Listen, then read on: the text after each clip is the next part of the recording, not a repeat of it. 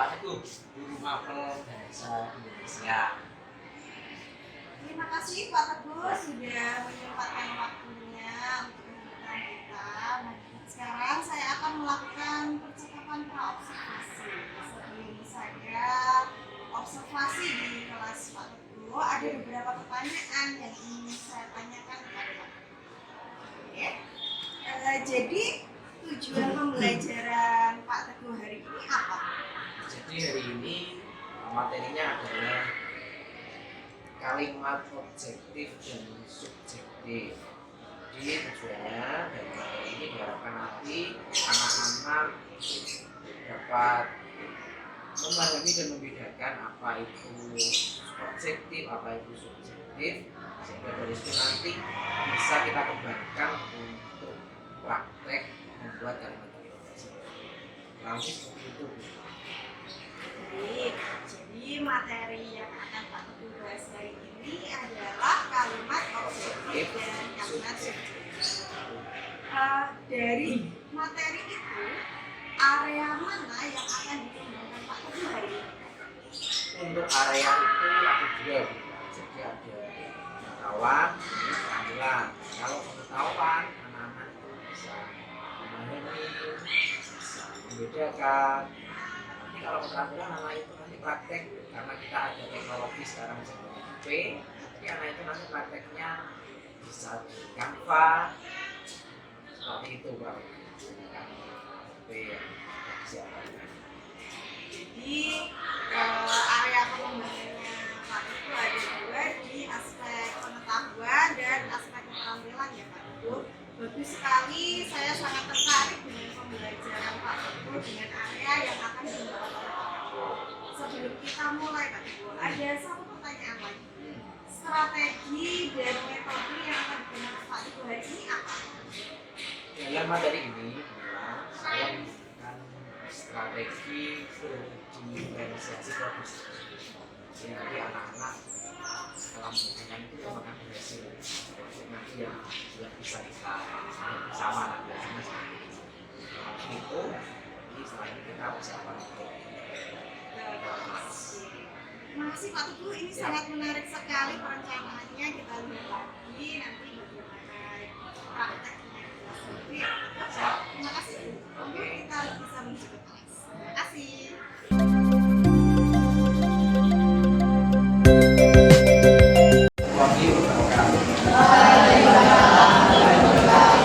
Selamat siang. Selamat siang. Sehat? Ada yang sakit?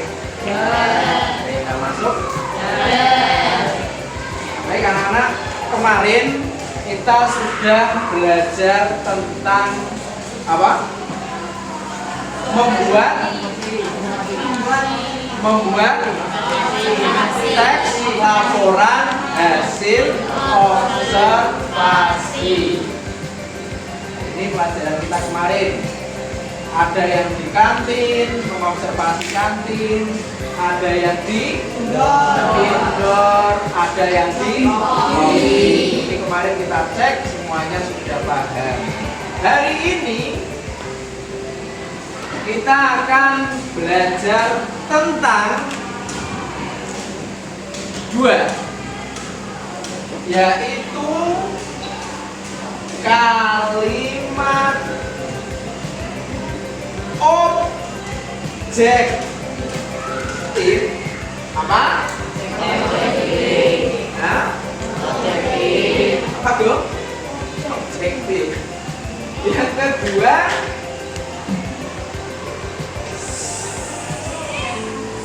subjektif. Ada objektif, ada subjektif. Ada apa? Objektif dan subjektif. Tujuannya dari materi ini nanti kalian dapat memahami, yang pertama memahami makna dari kalimat objektif dan subjektif. Jadi kita terangkan nanti, kalian nanti paham. Setelah paham, harapannya juga bisa membedakan Karena katanya sama, objektif dan subjektif. Setelah paham nanti bisa membedakan, oh ini toh yang objektif, ini yang subjektif. Bisa membuat kalimat objektif dan subjektif. Dan yang terakhir nanti kalian juga diharapkan, karena materinya adalah laporan hasil observasi, kalian nanti bisa menganalisis, mengobservasi, mengamati mana yang subjektif, mana yang objektif. Nih, diantaranya ada yang tanyakan? Kita ke yang pertama, objektif. Dengarkan, kalimat objektif. Saya ulangi, kalimat objektif ini adalah kalimat yang sesuai dengan fakta, apa adanya. Kata kuncinya adalah fakta, atau bahasa mudanya ya apa adanya. Ini adalah objektif. Contoh, setiap hari Kamis siswa-siswi SMP N5 Bojonegoro pulang pada pukul 13.50 waktu Indonesia Barat. Ini objektif. Karena memang faktanya pulangnya jam segitu. Jelas? Jumlah kelas 8E adalah 32 anak. Objektif? Objektif. Kenapa? Karena fakta sesuai. Paham? Paham? Yang pertama, ya ini yang kedua, ini yang nanti butuh pemahaman lebih. Subjektif ini kebalikannya dari objektif. Kalau objektif sesuai dengan fakta, kalau subjektif ini kalimat berdasarkan pandangan pribadi seseorang. Biasanya ini menggunakan kata-kata mungkin sepertinya, terus menurut saya. Contoh, ada anak bertanya, Pak Teguh, besok Jumat pulang jam berapa? Terus saya menjawab, mungkin jam 10. Kira-kira objektif apa subjektif? Subjektif. Masih mungkin. Bisa jadi pulang jam 10, bisa jadi tidak. Paham? Ada lagi, sepertinya Mas Teguh lagi ngantuk. Sepertinya lagi ngantuk. Objektif apa subjektif? Oh, masih sepertinya. Bisa jadi ngantuk, bisa jadi tidak, bisa jadi karena memang capek atau paham? Contoh lagi satu. Menurut saya bertanya, anak-anak, kira-kira kelas ini kurang apa ya? Zara jawab, saya Pak, apa? Sepertinya ini Pak, menurut saya kurang kipas. Ya meskipun ini kurang kipas, tapi karena ada kata-kata menurut saya, kan berarti menurut siapa? Zara, bukan menurut kita berarti apa? Subjektif. Intinya kesimpulannya adalah subjektif itu kalau ada kalimat yang itu masih belum jelas atau belum tentu atau menurut siapa, ini namanya subjektif. Beda dengan objektif. Ada kalimat yang tidak ada kata ini, tidak ada kata mungkin, tidak ada kata sepertinya, tidak ada kata menurut, tapi subjektif. Maksudnya apa? Sekalian jangan berpatokan pada ini saja. Ada kalimat yang tidak ada ini tapi maknanya subjektif. Contoh. Zahra bilang ke Mas Teguh, saya kemarin habis beli mie ayam rasanya enak. Pertanyaan saya, itu objektif apa subjektif? Hah? Subjektif. Meskipun tidak ada kata ini, tetapi kan rasa mie ayam itu kan rasa dialog pribadinya. Setiap orang lidahnya tidak sama. Paham? Ini subjektif. Artinya anak-anak, meskipun di dalam kalimat subjektif tidak ada kata yang saya maksud ini, tapi kalau maknanya itu kok mengandung makna pribadinya, itu juga ada maksud subjektif. Ada maksudku bilang kayak bocah punya sepeda, ada anak beli sepeda baru, oh sepeda itu bagus. Subjektif atau objektif? Subjektif. Bagus menurut Mas. Berarti anak yang sepedanya lebih bagus itu belum bagus. Paham ya? Kecuali kalau ada yang bilang sepeda itu rodanya 2, subjektif atau objektif? Bisa dipahami? Nah, inilah perbedaan antara kalimat objektif dan kalimat subjektif. Setelah ini, setiap anak saya minta tolong untuk membuat 3 contoh kalimat objektif. Kalau objektif saya kira mudah, bukan jelas itu objektifnya. Papan tulis ini warnanya putih, objektif apa subjektif? Objektif. Oh, objektif. Kemudian cuaca hari ini terasa panas, subjektif apa objektif? Subjektif. Bagi orang yang terbiasa ya udah panas, paham ya? Nah, artinya pokok kalau masih tengah-tengah itu lah itu namanya. Nah setelah ini kalian membuat, nah karena kita sekarang temanya teknologi, maka kalian nanti membuat contoh 3 kalimat objektif dan 3 kalimat subjektif bisa di Canva. Atau Pak, saya pengen ngevlog, boleh? Tahu ngevlog? Halo guys, halo guys. Hari ini saya lagi diajar sama Pak Teguh yang tampan. Ini kalimatnya, ini materinya adalah tentang kalimat subjektif dan objektif. Kalian tahu nggak sih? Luar biasa nih, menurut bahasanya. Kalimat objektif ini saya kasih contohnya. Hari ini pulang pukul 13.50. Jadi tidak ditulis artinya ngevlog. Paham? Jelas? Nah, harapan saya nanti ada yang di Canva, tapi ada juga yang vlog. Ini senang kali ngevlog. Boleh. Saya pengen ngevlog, boleh nggak apa-apa. Vlog di belakang. Boleh. Jelas ya? Jelas. Ada yang ditanyakan?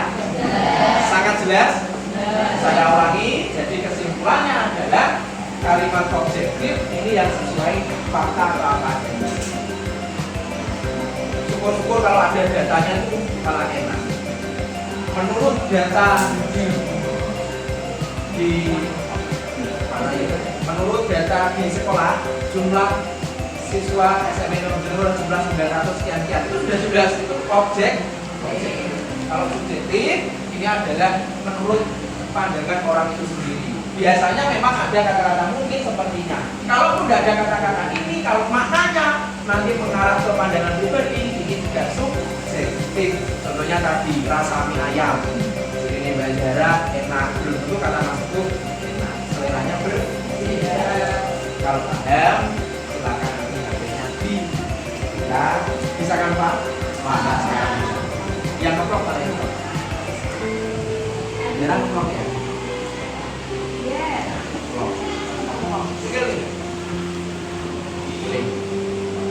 Kalau sudah silakan berkreasi yang sebaik-baiknya, silakan membuat seperti yang tadi.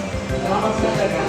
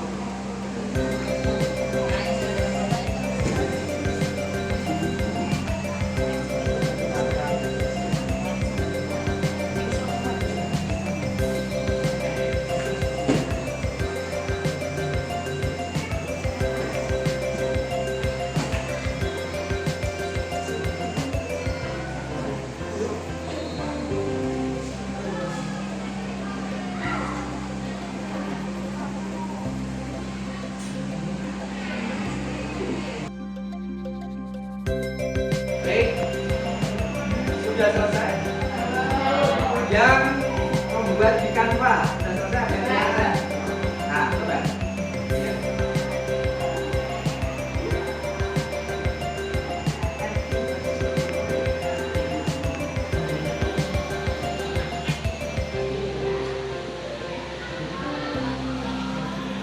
Ya, bagus. Boleh tepuk tangan untuk Mbak Naila. Membuat di Canva. Yang lain? Nggak sudah membuat di Canva ya? Coba yang ngeblok. Nah, ada? Mana ya?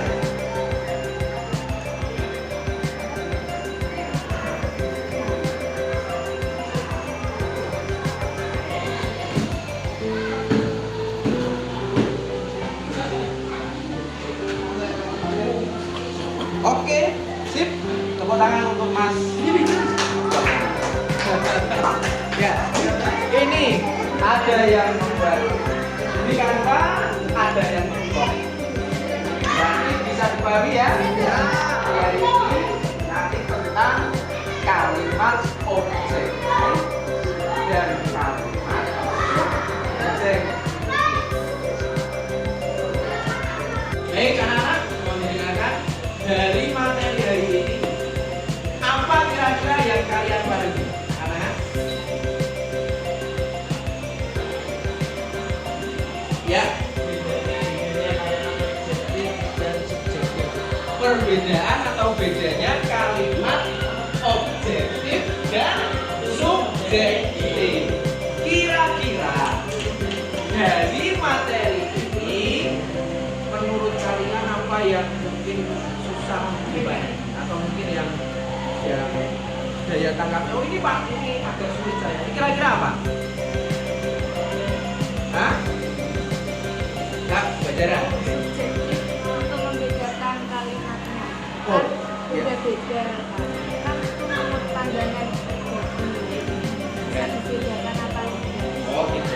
Menurut Mbak Zahra, subjektif ini Pak, karena kalau objektif kan jelas ya.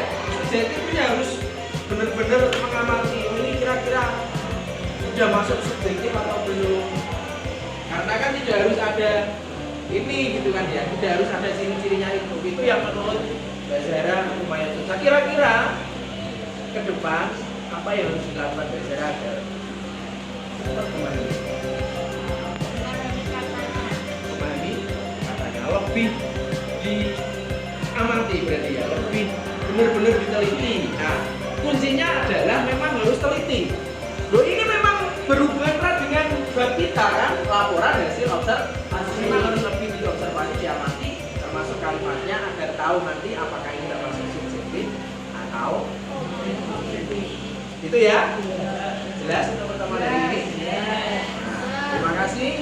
Semoga dapat dipahami dan semoga nanti ke depan materi yang akan kita gunakan lebih lanjut. Terima kasih dan mohon maaf.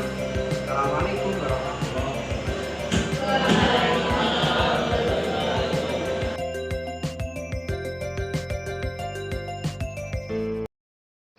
Assalamualaikum warahmatullahi wabarakatuh. Waalaikumsalam warahmatullahi wabarakatuh. Terima kasih Pak Teguh, Bu Tika sudah menyempatkan waktu untuk melaksanakan kegiatan kita kali ini, yaitu kegiatan pasca observasi. Kemarin saya sudah bersama Pak Teguh ketika Pak Teguh melaksanakan pembelajaran Bu Tika. Kemarin materinya apa Pak Teguh? Ya, jadi materi yang kemarin itu adalah materi tentang kalimat subjektif dan kalimat objektif. Luar biasa sekali waktu kemarin itu saya bersama Pak Teguh, kelasnya luar biasa, siswa-siswanya juga cekak-cekek gitu ya, satu-satu Iya, aktif aktif. juga. Pak Teguh juga menjelaskannya luar biasa, langsung intinya inti. Oh, intinya inti guru impresif bukan saya. Iya, sangat-sangat. Boleh nggak Pak Teguh ceritakan gitu apa yang Pak Teguh rasakan ketika pembelajaran kemarin mengenai tantangan atau hal yang menarik selama pembelajaran berlangsung? Jadi tantangannya itu bilang ketika kemarin pembelajaran karena anak-anak memang pada dasarnya itu pinter-pinter. Oh iya. Siswanya Sehingga sangat cerdas. banyak ide-ide yang muncul. Karena banyak ide yang muncul, namanya banyak ide, akhirnya malah bingung. Malah iya. Wah, ini dipakai yang mana? Seperti itu. Biasanya Tantangannya bingung, seperti iya. itu. Betul. Biasanya bingung karena kekurangan ide. Ini bingung karena kebanyakan Kebanyakan ide. ide. Iya, karena gurunya memang keren sekali Iya. untuk memancing ide-ide itu Sangat romantis ya Bu ya. sangat. Ini bisa menjadi guru penggerak berikutnya. Amin. Nah, selanjutnya Pak Teguh, ketika pembelajaran berlangsung gitu, ada kelebihan, kekurangan gitu, bisa Pak Teguh ceritakan? Kalau kekurangan itu memang pada dasarnya manusia tidak lepas dari yang ada kekurangan. Akan tetapi kita tahu bahwa setiap siswa punya kelebihan. Iya. Nah, kalau kemarin kita masuk di kelas 8D itu, daya tangkapnya siswa itu bagi saya luar biasa. Jadi sekali menyampaikan, anak responnya saut-sautan dari sana dari sini. Seperti itu. Kelebihan yang saya lihat kemarin seperti itu. Untuk kekurangannya mungkin Kekurangannya karena kemarin kita hanya menulis di papan tulis, sehingga kekurangannya adalah di medianya. Jadi saya kira akan lebih cepat lagi kalau ada media yang mendukung. gitu. Jadi siswanya memang luar biasa, cepat gitu ya, dikasih materi sedikit langsung bisa berkembang sendiri gitu. Ya, memang luar biasa. Memang untuk media pembelajaran kemarin memang kurang, tapi walaupun begitu pembelajaran di kelas Pak Teguh sudah sangat luar biasa menurut saya. Nah, Pak Teguh tadi sudah menceritakan bahwa ada kekurangan di media pembelajaran gitu ya. Rencana Pak Teguh selanjutnya bagaimana dengan untuk mengatasi atau menanggulangi kekurangan itu, Pak Teguh? Jadi karena kemarin kekurangan itu kita lihat di media, sehingga ke depan nanti rencana saya dalam menyampaikan materi, saya akan menggunakan media-media sarana prasarana yang ada di sini. Diantaranya bisa pakai LCD, proyektor, sehingga daya tangkap siswa kalau tadi mengatakan sudah jos akan lebih jos lagi. Di atasnya jos. Di atasnya jos. Jos. Mengembangkan teknologi lah ya. Betul sekali. Benar-benar Oke. keren sekali. Nah, Pak Teguh juga sudah merencanakan nih ingin belajar membuat media pembelajaran. Kira-kira Pak Teguh kapan pelaksanaannya itu? Insya Allah nanti kita laksanakan pada tanggal 23 Agustus. Tanggal 23 Agustus. Adakah alat-alat yang diperlukan Pak Teguh untuk menunjang itu? Seperti yang saya sampaikan tadi, alatnya yang untuk menunjang siswa, diantaranya nanti saya akan menggunakan laptop terbaru saya kemarin. Ya, beli laptop. Beli laptop baru. Iya. Demi pembelajaran. Iya. Jadi untuk Memang luar pembelajaran yang biasa. mendukung itu memang semuanya harus yang canggih. Yang canggih. Kemarin ada laptop, saya pakai laptop yang terbaru. Keluaran terbaru. Oh. LCD. Jadi supervisinya Bu Lila sangat berhasil ya? Sangat. Oh.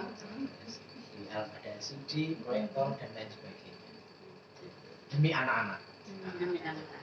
Luar biasa. Orientasinya ke murid. Oke. Berpusat pada murid.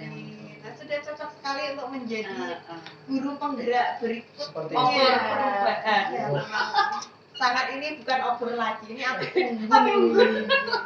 Keren sekali Pak Teguh, terima kasih untuk waktunya. Kapan-kapan kita sambung lagi bercerita lagi. Bisa bercerita.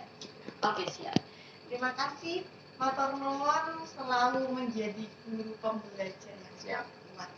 Terima kasih. Wassalamualaikum warahmatullahi wabarakatuh. Waalaikumsalam Waalaikumsalam warahmatullahi wabarakatuh.